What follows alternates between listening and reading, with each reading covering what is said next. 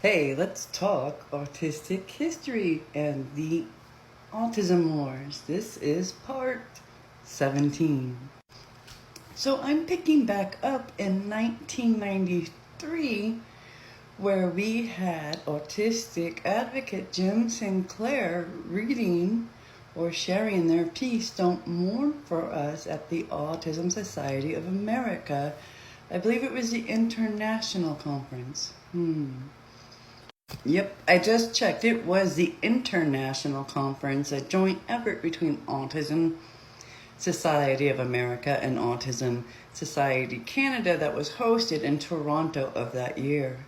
And this was the conference that Sinclair had submitted Don't Mourn for Us the previous year to the Autism Society of America Conference Committee, and it wasn't accepted. So this was a piece that was personally rejected by the ASA president at the time, and with instructions to their committee to do the same. So Sinclair presented this piece again, but this time to the Canadian host, and it was accepted and it was shared at this conference. And I'm going to share this with you now so you can hear what Sinclair was saying then to parents and professionals back in 1993. And just a side note, in 1993, I became a mom for the first time to my oldest autistic child. So, yep, there we go. That was a big year. Of course, back then I had no idea any of this was going on, and I had no idea how autism was connected to our lives. And even with Rain Man, I wouldn't even have recognized the word autism yet unless they said, oh, you know, the movie Rain Man. And that would have been my only reference to autism. And so it wouldn't have, I would have never, ever connected it to my family and my child with the information that was being shared back then. But I do wish I would have known about this piece that Sinclair had wrote back then. Oh, I would have loved to have read this as a parent.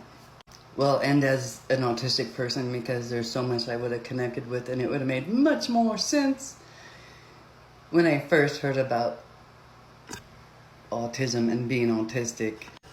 So here we go. This is Don't Mourn for Us by Jim Sinclair. It was an article published in the Autism Network International, or ANI, newsletter called Our Voice in Volume 1, Number 3 in 1993. It is an outline of the presentation Jim gave at the 1993 International Conference on Autism in Toronto, and is addressed primarily to parents. So, here we go.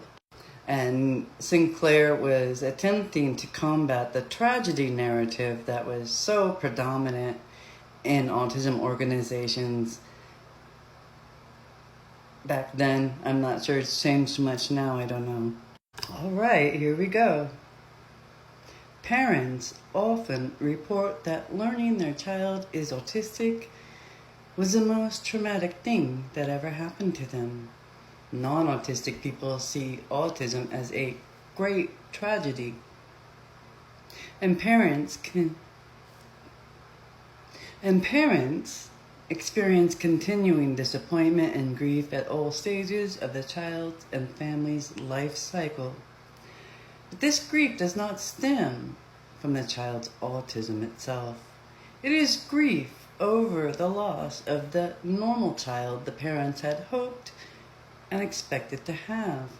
Parents' attitudes and expectations, and the discrepancies between what parents expect of children at a particular age and their own child's actual development, cause more stress and anguish than the practical complexities of life with an autistic person. Some amount of grief is natural as parents adjust to the fact that an event and a relationship they've been looking forward to isn't going to materialize. But this grief over a fantasized, normal child needs to be separated from the parents' perceptions of the child they do have. The autistic child who needs the support of adult caretakers and who can form very meaningful relationships with those caretakers if given the opportunity. Continuing focus on the child's autism as a source of grief is damaging for both the parents and the child, and precludes the development of an accepting and authentic relationship between them. For their own sake and for the sake of their children, I urge parents to make radical changes in their perception of what autism means. I invite you to look at our autism and at your grief from our perspective. Autism is not an appendage. Autism isn't something a person has or a shell that a person is trapped inside of. There's no normal child hidden behind the autism. Autism is a way of being. It is pervasive as it colors every experience, every sensation, perception, thought, emotion, and encounter, every aspect of existence. It is not possible to separate the autism from the person. And if it were possible, the person you'd have left would not be the same person you started with. So this is important. So take a moment to consider it. Autism is a way of being. It is not possible to separate the person from autism. Therefore, when parents say, "I wish my child did not have autism," what they're really saying is, "I wish the autistic child I have did not exist, and I had a different non-autistic child instead." All right, I'm going to share that again. Here it says read that again, but I'm going to share it again. I wish the autistic child I have did not exist, and I had a different non-autistic child instead. So this is what we hear when you mourn our existence, or when you mourn over our existence. This is what we hear when you pray for a cure.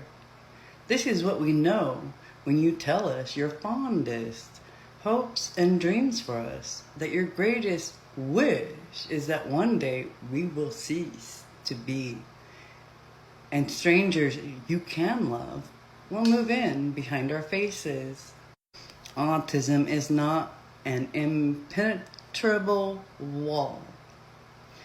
You try to relate to your autistic child, and the child doesn't respond. He doesn't see you.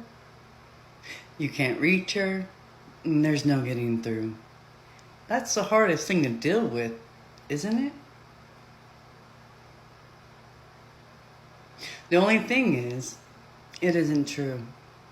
So I'm going to wrap up this video at this point, and in the next video, I will share the rest of this piece by Jim Sinclair, shared at the 1993 International Autism Conference in Toronto. And thank you for joining me for a little bit more of Autistic History.